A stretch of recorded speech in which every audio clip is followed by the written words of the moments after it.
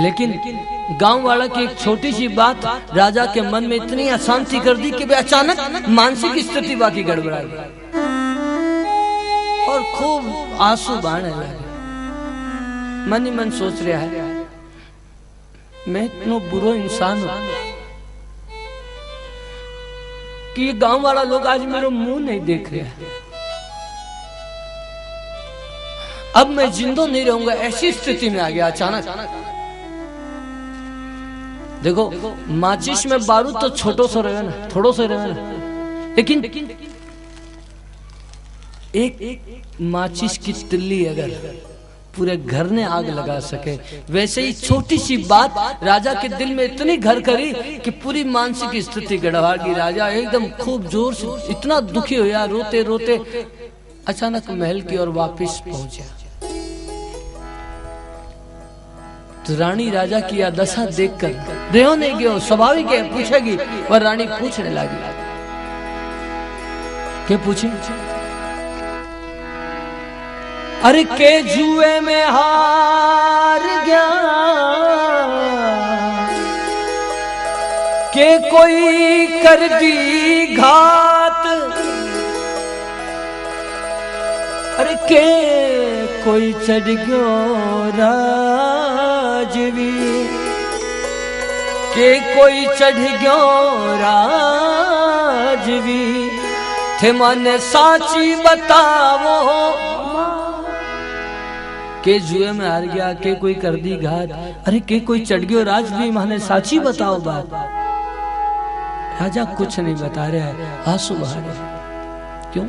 मन ही मन सोच रहा है कि रानी ने नहीं बताया, अगर रानी ने बता दूंगा तो औरत ही कबला या करे, या सहन नहीं कर पाओगी तो कोई ना उन्हीं घटना कर लेगी। राजा बताना नहीं चाहे, लेकिन मैं आप लोगों ने एक बात बताऊंगा। क्या पर है पूरी दुनिया में, इस संसार में 4 प्रकार का जिद है। ऐसा जिद है कि हर आदमी ने, हर मनुष्य ने मजबूर होकर झुकना पड़ेगा। पहलो हट हुआ बाल हट। बच्चों जिद कर लेगा ना तो पूरा करा कर छोड़े। उरे कुछ बच्चा कर रहा है, थोड़ा इधर उधर देखो, अने कितना ही मनाओगे ना आप, ये मानेगा को नहीं, आको जिद है करे। नजर नहीं लागे कि नीचे ही कर रहा है। कई जगह तो कथा में ऐसा बच्चा मिल जावे साहब कि बागे जड़ जाओ कि हारमोनियम छेड़ना है, 5 मिनट बजाना है तो मने देना ही पड़े, नहीं तो मेरी कथा को नहीं होने दो। जिद। पहलो हट हुए बाल हट, दूसरो हुए जोग हट, तीसरो राज हट और चौथो त्रिया। अरे लुगायों का हट, यो भी विकराल। रानी जिद कर ली, आप बताओ आप रे आंख में आंसू क्यों है? नहीं बताओगा तो मैं भी जल तक ग्रहण नहीं करूंगी। और रानी अनशन करके बैठने लगी। तब राजा दुखी होकर रानी के सामने यूं बताने लगे, रानी और कोई बात नहीं है आज? बोले रो क्यों रहे हो? बोले रानी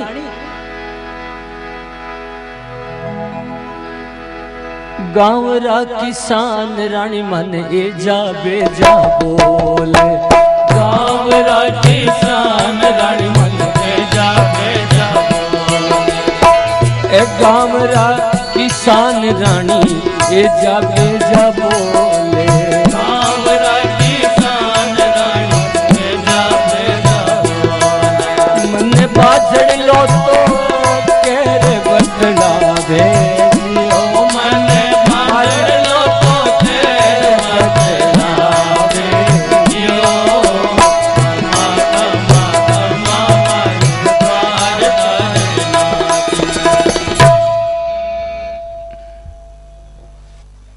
राजा रानी के सामने रोता रोता बता रहा है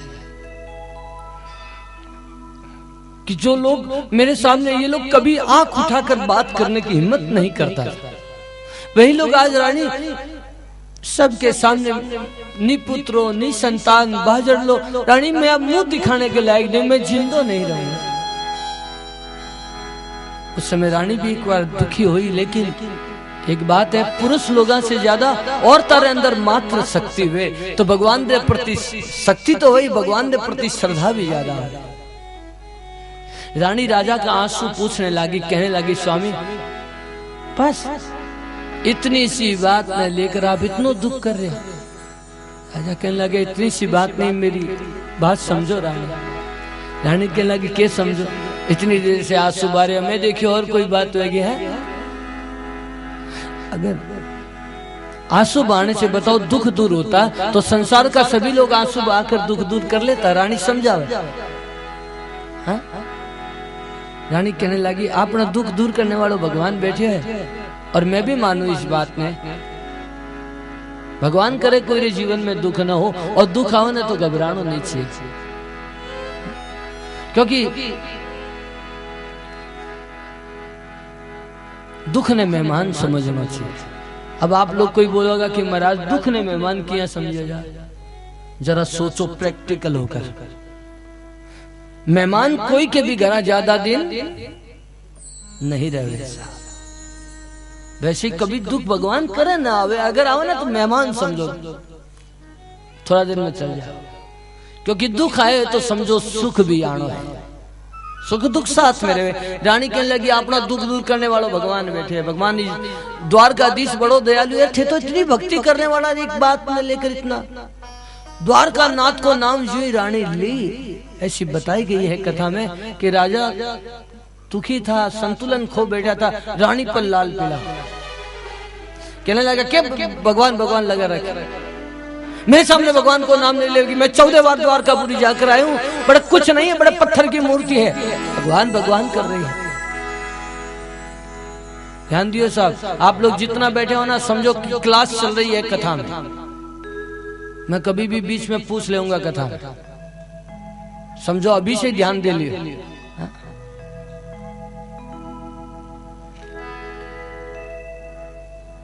राजा कह रहे मैं 14 बार द्वारकापुरी जाकर आया हूं, बड़े कुछ नहीं, मेरे सामने नाम नहीं लेगी। रानी फिर समझाने की स्वामी आप इतना क्रोध मत करो, क्योंकि रानी हिंसक से कुछ नहीं होता, हिंसक से कुछ नहीं होता, मेहनत से कुछ कुछ होता है, और रहमत से सब कुछ होता है, रहमत से सब कुछ होता है। अब भगवान इस तरह जाओ, भजन के द्वारा समझाओ, 2 लाइन में गाओ मेरे साथ। नाथ मेरे विश्वास करो तुम, अरे भगवन लाज बचाएंगे। नाथ मेरे विश्वास करो तुम, भगवन लाज बचाएंगे। हाँ एक दिन हमरे बाग बगीचे, एक दिन हमरे अरे बाग बगीचे गीत खुशी के गाएंगे। नाथ मेरे विश्वास करो भगवन लाज बचाएंगे। नाथ मेरे विश्वास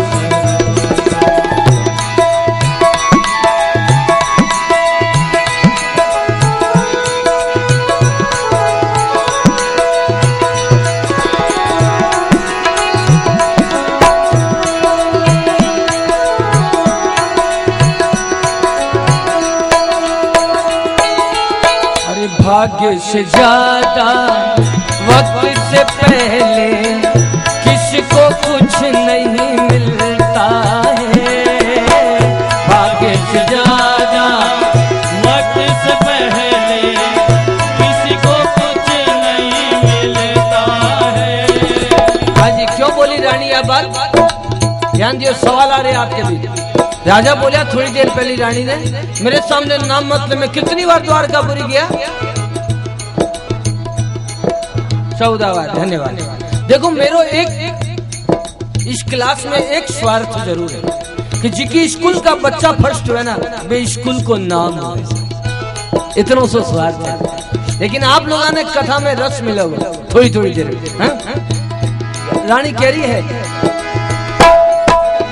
अरे भाग्य से ज्यादा वक्त से पहले किसी को कुछ नहीं मिलता है, भाग्य से ज्यादा वक्त से पहले किसी को कुछ नहीं मिलता है। और जो श्रद्धा से करे वंदना, हाँ उसकी भगवन सुनता है।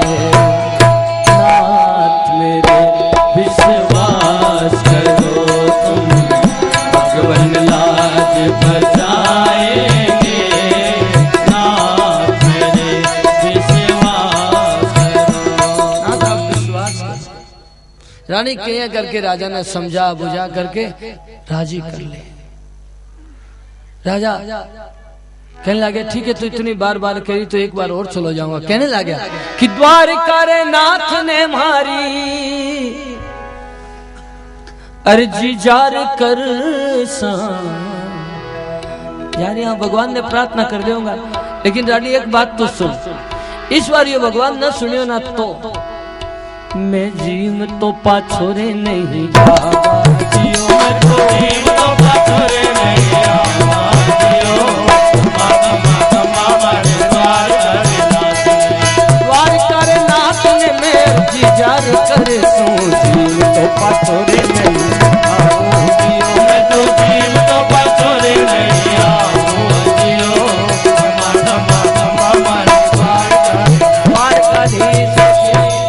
भगवान ने प्रार्थना कर दूंगा, भगवान नहीं सुनेगा तो वापिस जिंदा नहीं आऊंगा। रानी बोली आप जाओ तो सही। जाते वक्त दो मोतीचूर का लड्डू बना कर दिया। समझने को विषय है कि दो लड्डू लेकर क्यों गया।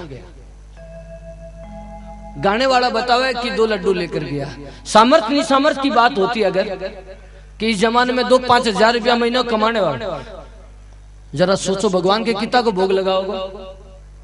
5 रुपया 5 रुपया चलो मान, और 10-20-50 हजार कमाने वाला 5.25 को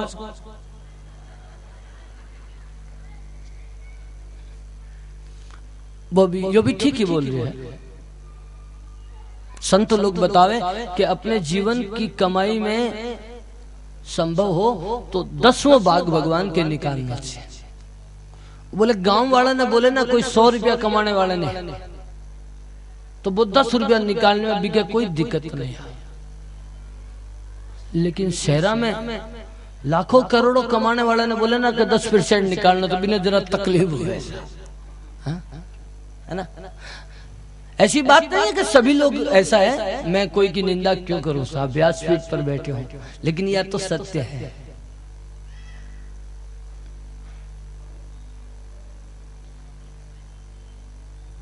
क्योंकि आप लोग बहुत जल्दी हिसाब रखा ना कि महाराज देखो करोड़ों रुपया कमाने में मेहनत लग जाए, कितना दिन लग गया सोचो, और आप बोल दो 10% निकाल दो। आप लोग बहुत जल्दी हिसाब मिलाओ, लेकिन ये ठाकुर को हिसाब बड़ो निरालो है। 2 साल के अंदर मैं जिम्मेदारी से कहूं साहब, 2 साल के अंदर हिसाब मिलाकर देख लियो, यो अपनो 10वां भाग कोई भी रूप में निकाल ही ले। अरे डॉक्टर भी तो भगवान ही है, भी रूप में ले ले। थे सीधी तरह दो तो ठीक, तो टेढ़ी आंख सुगी निकालने भी आवे। आप यह मत सोचो कि महाराज जी अपने लिए कह रहे हो, मेरे कोई स्वार्थ नहीं है साहब।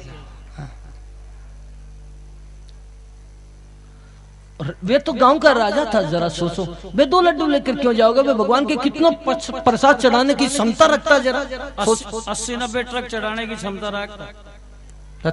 80-90 ट्रक भगवान ने कोई ट्रांसपोर्ट थोड़ी खोलने।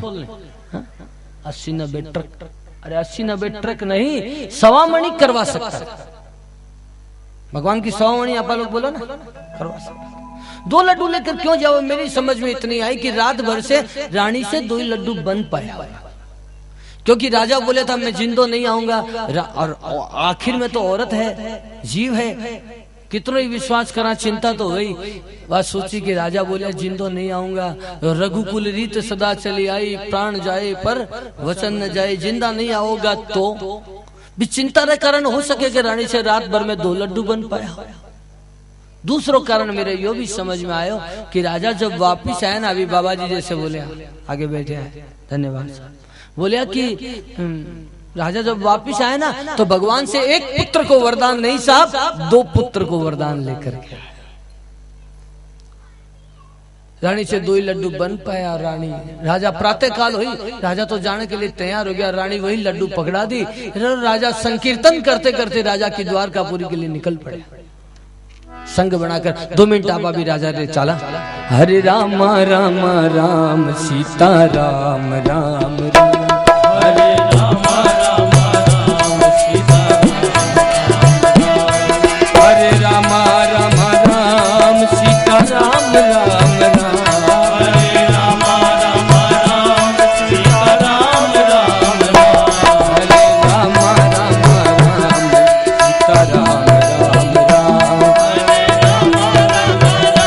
सीता राम राम राम। श्री कृष्ण गोविंद हरे मुरारी, हे नाथ नारायण वासुदेवा, श्री कृष्ण गोविंद हरे मुरारी, हे नाथ नारायण वासुदेवा।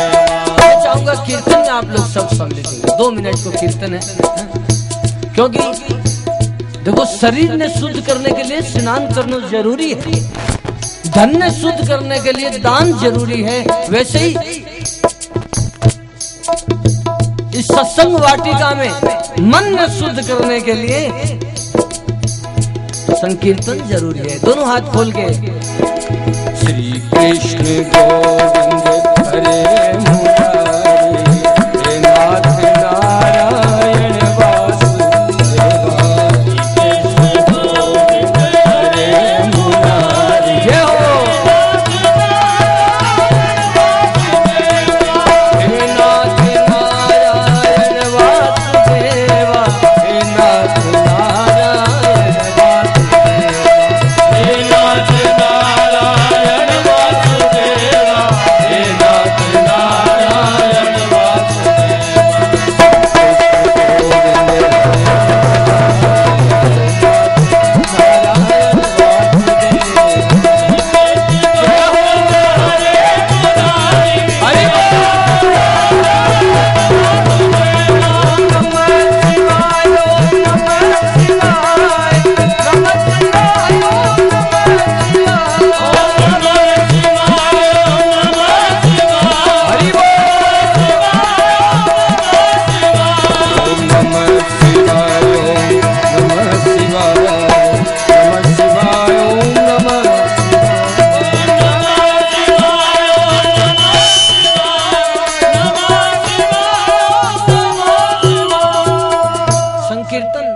करते राजा द्वारकापुरी पहुंचे। को मतलब यह है कि कभी प्रभु की कृपा हो, तीर्थ यात्रा में जाओ तो अधिक से अधिक संकीर्तन करते जाना चाहिए, क्योंकि कलयुग केवल नाम आधारा, सुमर सुमर नर उतर ही पारा।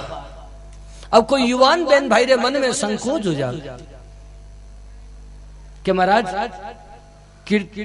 तीर्थ यात्रा में जाऊं तो कौन सो नाम लेने से यात्रा मंगलमय हो। मैं आप सबसे निवेदन करूं, कोई पर पाबंदी नहीं, बोझ नहीं डालना चाहूं साहब, क्योंकि आप स्वतंत्र भारत का स्वतंत्र नागरिक और राष्ट्र में जो सबसे बड़ो महाराष्ट्र है। आप सब अमरावती वासी से निवेदन करूं, कोई भी नाम आप उच्चारण कर सको, आपने जो मन में अच्छा लगे, जो मन ने भावे कि यो नाम मेरे आनंद करा रही है, वही नाम आप उच्चारण करो। क्योंकि कबीरदास जी एक लाइन में साफ दर्शन कराया है कि कबीरा कुआं एक है, कबीरा कुआं एक है, पनिहारी अनेक। अरे कबीरा कुआं एक है, पनिहारी अनेक, सबके बर्तन अलग अलग, पानी सब में एक, परमात्मा एक है। कोई भी नाम उच्चारण। संकीर्तन करते राजा द्वारकापुरी पहुंचे। भगवान ने मंदिर में जाकर भगवान का दर्शन किया, खूब आनंद हो रही है, क्योंकि आनंद में ही भगवान का दर्शन पाकर मन ही मन राजा खुशी से पुलकित आंसू बहाने लगा। भगवान की मूर्त ने निहारते निहारते अपनी मन की करुण अंदर की बात, करुण प्रार्थना भगवान के सामने रखने लगे। प्रभु